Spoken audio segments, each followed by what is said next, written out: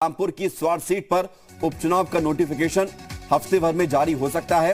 High court ने चुनाव आयोग की उस दलील को ठुकरा दिया जिसमें निर्वाचन आयोग ने सुप्रीम कोर्ट में अब्दुल्ला आजम का केस पेंडिंग होने की बात कही थी। हाईकोर्ट के इस फैसले से आजम खान के परिवार को बड़ा झटका लगा है। आपको बता दें कि हाईकोर्ट ने अब्दुल्ला आजम का निर्वाचन 16 दिसंबर को रद्द किया था और 27 फरवरी को विधानसभा सचिवालय ने सीट खाली होने का नोटिफिकेशन जारी कर दिया था।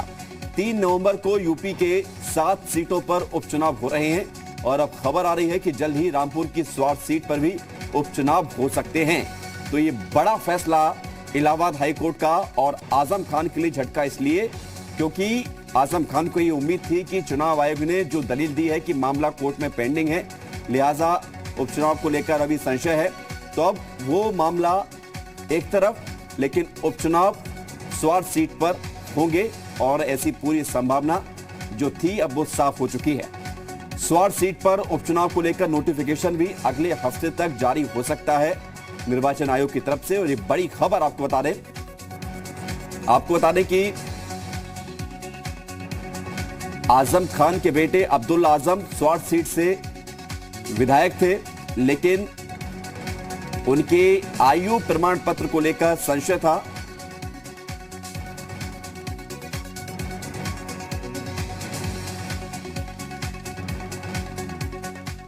तो बड़ा फैसला है इलाहाबाद हाईकोर्ट का और दो हमारे सहयोगी जी मीडिया संवाददाता लखनऊ से राहुल और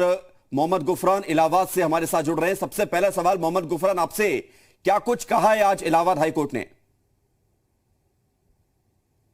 देखिए, ये शफीक अहमद अंसारी की याचिका थी इलाहाबाद हाईकोर्ट में, उन्होंने दाखिल की थी, जिसमें उन्होंने तमाम जैसे देश भर के तमाम जगहों पर जो खाली सीटें थी वहां पर बाई इलेक्शन का इलेक्शन कमीशन ने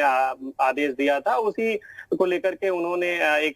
इस याचिका में चुनौती दी थी कि स्वार विधानसभा की जो रामपुर की सीट है वो सीट रिक्त है, लेकिन वहां पर बाई इलेक्शन के लिए नोटिफिकेशन जारी नहीं किए गए हैं। और उसी पर जस्टिस शशिकांत गुप्ता और पंकज भाटिया की बेंच इस पूरे मामले पर सुनवाई कर रही थी,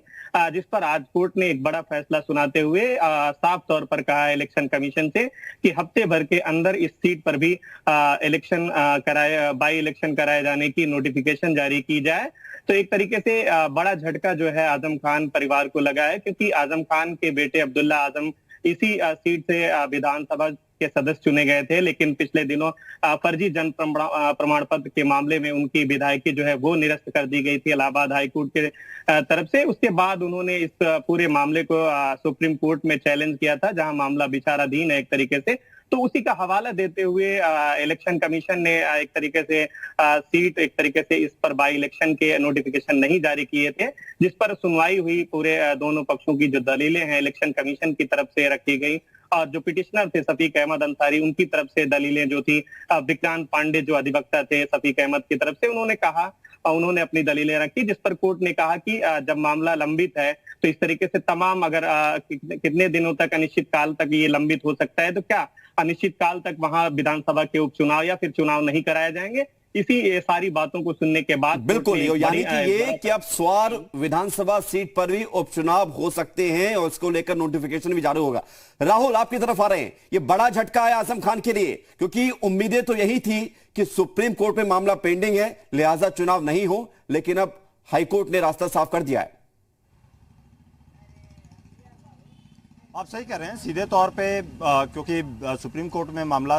लंबित होने की वजह से ये बात कही भी गई थी और इसी वजह से जब नोटिफिकेशन जारी किया गया था, क्योंकि उपचुनाव जब 8 जगह पे होने थे उसमें से स्वार विधानसभा का छोड़ दिया गया था। रामपुर की जो स्वार विधानसभा है उसको कहीं सीधे तौर पे छोड़ दिया गया था, 7 ही जगह पे उपचुनाव का नोटिफिकेशन जारी किया गया था। लेकिन हाईकोर्ट का जो आज का फैसला आया है, हाईकोर्ट का फैसला, क्योंकि उसमें सुप्रीम कोर्ट के जो वहाँ पे केस पेंडिंग को दरकिनार रखते हुए ये हाईकोर्ट का फैसला है, तो ये सीधे तौर पे कहा सकता है कि आजम खान के जो परिवार है उनके लिए एक बड़ा झटका इसको माना जा सकता है। और इसमें क्योंकि उन लोगों की उम्मीदें जरूर थी वहां से सुप्रीम कोर्ट से जब भी यदि, क्योंकि 2017 में ही चुनाव हुए थे, 2017 में जब चुनाव जीत करके और स्वार विधानसभा से ये जीत करके आए थे, अब्दुल्ला आजम जीत करके आए थे, लेकिन जो कोड ऑफ कंडक्ट होता है 1951 का हवाला देते हुए वहां पर उनको वहां पत्र लिखा गया था और उन्हें डिबार किया गया था। तो इसमें अब सीधे तौर पे कहा जाए कि उम्मीदें तो जरूर थी आजम खान परिवार को कि सुप्रीम कोर्ट, बिल्कुल, लेकिन उन उम्मीदों को झटका लगा है। राहुल, बहुत शुक्रिया आपका, राहुल और गुफरान हमारे साथ जुड़ने के लिए और तमाम जानकारी देने के लिए।